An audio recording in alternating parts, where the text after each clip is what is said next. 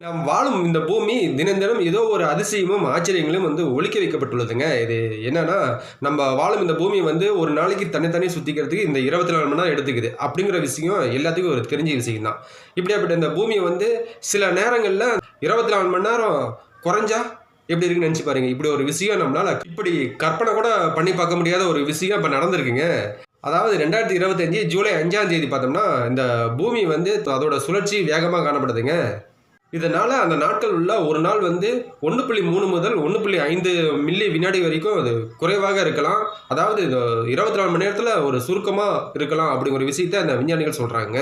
இந்த மாற்றம் இன்னைக்கு நேத்து கிடையாதுங்க. இந்த 2020ல இந்த மாற்றம் தொடர்ந்து நடந்துகிட்டே இருக்குங்க. அதாவது உதாரணமா 2024 இந்த ஜூலை 5ஆம் தேதி 1.66 வினாடிகள் குறைவாக இந்த பூமி சுழன்றதா சொல்லப்படுது. இதுவரைக்கும் பதிவு செய்யப்பட்ட குறைந்த நாளாவும், குறைந்த நேரமாவும் பார்க்கப்படுதுங்க.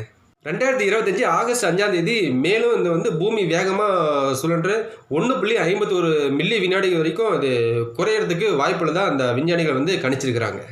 பூமி ஏன் இவ்வளவு வேகத்துல இவ்வளவு வித்தியாசத்துல சுழற்சி முறை சுத்துது அப்படிங்கிற விஷயம் தெரியாத ஒரு விஷயமா இருக்குங்க. இதை பத்தி இந்த விஞ்ஞானிகள் என்ன சொல்றாங்க அப்படின்னா, இந்த வளிமண்டலத்தில் வர மாற்றங்கள் மற்றும் இந்த பனிக்கட்டி உருகுதல், இந்த கடல் நீர்நிலைகள் போன்ற விஷயங்கள்னால அந்த ஓரத்தின் காரணமாக இந்த பூமி இந்த சுழற்சி முறை வேறுபடலாம் அப்படிங்கிற விஷயத்த இந்த விஞ்ஞானிகள் சொல்றாங்க.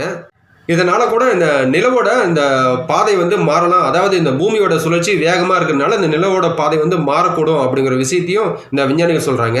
அது மட்டும் இல்லாம இந்த ஜிபிஎஸ் இந்த போன்ற செயற்கைக்கோள் போன்ற கருவிலாம் சில சிக்கல்கள் ஏற்படுறதுக்கு ஒரு வாய்ப்பு இருக்குங்க.